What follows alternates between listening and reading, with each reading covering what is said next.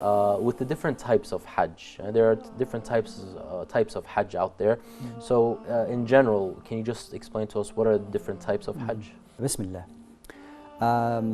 What I'd like to say is that when you said, and this what happened to me quite a few years ago, and they said, what type of Hajj are you going to make?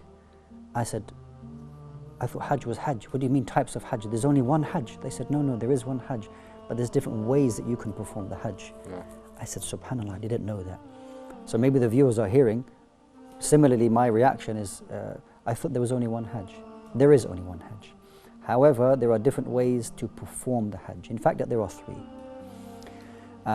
Quite simply, there is something called Hajj al-Ifrad. Hajj al-Ifrad means to perform the Hajj alone. That's it, you're just performing the rites of Hajj. The second one you have is called Hajj al-Qiran. Well, that means that you're going to perform Umrah with the Hajj. The third Hajj is called Hajj al-Tamattu', which is also Hajj with Umrah. Now you're thinking, that's the same as the one previous. So what is the difference between Qiran and Tamattu'? First of all, let's explain the terms. Hajj means Hajj. Ifrad means alone, singular. That's what that means. So Hajj alone. Hajj Qiran from the word qaruna, which means to join together. Okay, means to be together. This means that a person is going to perform Hajj and Umrah with one ihram. So the Hajj is going to be performed and an Umrah, or it's going to count for an Umrah at least, and you're not going to come out of ihram. You stay in ihram. The third one is Tamattu'. Tamattu' means to enjoy. This means that you're going to perform Umrah and Hajj. However, you're going to have two ihrams. It means that you're going to perform the Umrah separately, and then you're going to perform the Hajj separately. So the Tamattu' differs from the Qiran in that the Hajj and Umrah for Tamattu' are performed individually. The Qiran, they're done together. Jameel, Sheikh. SubhanAllah, we covered a lot in these few minutes over here, so I want to break things down a little bit so maybe we can understand a little bit more in detail. So in Hajj al-Qiran, we mentioned that we're performing both Hajj and Umrah together with one ihram. So there's no cutting of the hair or taking off of the ihram. Is that correct? That's correct. So just one straight. So yeah, I mean, bringing it down further, there's a link between how the Hajj al-Ifrad is performed to the Hajj al-Qiran. Essentially, it's the same rites. It's the same way you're going to do it, except with the Qiran, there is a sacrifice that is made. So the rites of how you perform Hajj Ifrad is the same as how you perform Hajj Qiran. But with the Hajj Qiran, we said that you also get the reward of an Umrah with it. But you have to make a sacrifice as well. With Hajj Ifrad, there is no sacrifice. The sacrifice means that you have a sheep, or you participate with a cow or a camel. There's no sacrifice for Hajj Ifrad. One ihram, perform Hajj and you're done. With Qiran, you're going to perform Hajj with the reward of an Umrah, and a sacrifice is made.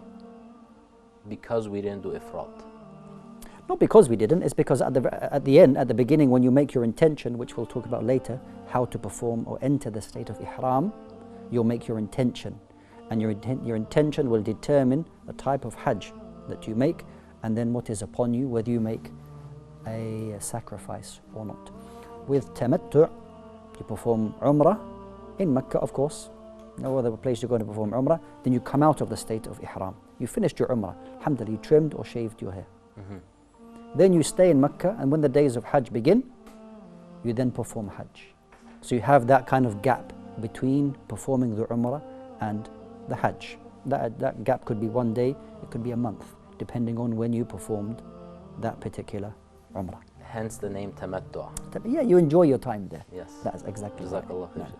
So can we look at it as in terms of, for example, an express Hajj for those, for example, who don't have the time to do the Ifrad, for example, versus those who have time, they can come in, they do the Umrah and have that relaxation time, the Tamattu', the enjoyment of Mecca and the Haram, and then do the Hajj, or?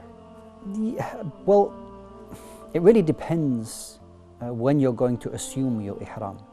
If you're living in the Kingdom of Saudi Arabia and you have the kind of you have the liberty of entering your ihram just before Hajj starts, then that's something, you know, can be facilitated. It's easy for you to do that.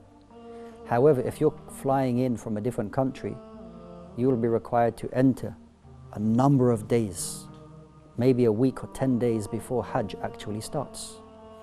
So that means if you're going to do ifrad, you need to remain in the state of ihram, your state of ihram, because you're performing ifrad. You're going to remain in the state of ihram for a week or 10 days, which is a little bit difficult. Okay, this is why most people who are flying in from abroad to come in to perform their Hajj, most of them perform tamattu. Because when they arrive, they can perform their Umrah, they can then wear their normal clothes, and when it's time to perform Hajj, they enter the ihram for a second time for the Hajj, and they perform their Hajj. So it doesn't necessarily mean it's a quick way for those who are flying from a different country, because if you're flying from a different country, you need to arrive early. But for those who are living close to Mecca, yeah, maybe it's a quicker way, an easier way for them, and it's obviously there's no sacrifice for you, so there's no financial burden for you to have a sacrifice. So it really depends on the circumstance of the individual. What about somebody who's like flying in like on the 7th day, or you know, he doesn't necessarily not have any time to perform a Umrah at that point? You know, he has to go straight into. Yeah. So as far as the logistics, the practicalities of that, people who are from abroad, I think there's a cut-off date. Okay. That you don't find there are flights flying in on the 7th, like literally the one day before Hajj starts. That the logistical situation doesn't permit that due to safety reasons and whatnot. I think the last time that you can fly in, it differs from each year, maybe is 4 or 5 days before Hajj actually starts. If you're within the Kingdom of Saudi Arabia, it differs because you can drive quite close to the place as long as you have permission to perform Hajj. Of course. Okay, and then you can enter Mecca to perform your Hajj. Yeah. MashaAllah. Going back to Sheikhna, the Hajj al-Qiran, I'm sorry, Hajj al-Tamattu. How long can somebody have that tamattu phase? Can it be an hour or two, or can it be a day or two? Okay, good. So this is going back to what Allah subhanahu wa ta'ala mentioned in the Quran, where al-Hajju ashhurun ma'lumat, that the Hajj are specific months. Now what are these months? Which are the months of Hajj? They are Shawwal, Dhul Qa'dah, and the first 10 days of Dhul Hijjah. So let's say, for example, a person intends to make the Hajj and performs their Umrah in the month of Shawwal. So they perform their Umrah in the Shawwal and they stay in Mecca. And mashallah, maybe 2 months later they're going to perform their Hajj. Here it could be 2 months between their Umrah and their Hajj. Those people who are maybe coming from the Americas, maybe coming from Africa, coming from Europe, they will arrive in the Kingdom of Saudi Arabia maybe a week before Hajj starts. So they will perform their Umrah upon arrival. Most groups, some groups come earlier, some come later, but you know, average. They will perform their Umrah and maybe it's 5 or 6 or 7 days before their Hajj. So it really depends on when you perform your Umrah, as long as it's within Shawwal or Dhul Qa'dah, or the first 10 days, or the first 10 days of Dhul Hijjah. SubhanAllah. So it could be anywhere from 2 months to 2 days to 2 hours. It could be, yeah. It could be as short as that, yeah. Allahu Akbar. Allahu Akbar. So after performing, Hajj al-Tamattu or Hajj al-Ifrad, I mean, obviously, if it's Ifrad, you're done with your Hajj, or you're finishing off your Hajj at that point, correct? That's right. There's nothing for you to do after that. I know there's a common question as to which one is better for me to do. What's more preferable? Should I do this one? Should I do that one? Or should I do that? Okay. This is a big discussion amongst the scholars. Even some of the companions radiallahu anhum saw the matter in a different way. Some of them said Ifrad is the best. Some of them said Qiran is the best because that's what the Prophet ﷺ said did. And some of them say no, Tamattu is best. And each of them have their understandings and evidences for everything. But what seems to be based upon the evidences there seems to be a fair justification to say it's not necessarily one that is the best, and Allah knows best. Those who travel with their sacrifice, they say, some of the scholars, that Qiran is best for you. Because that's what the Prophet ﷺ did. If you travel with your sacrifice, but this is something which is not many people do at the moment.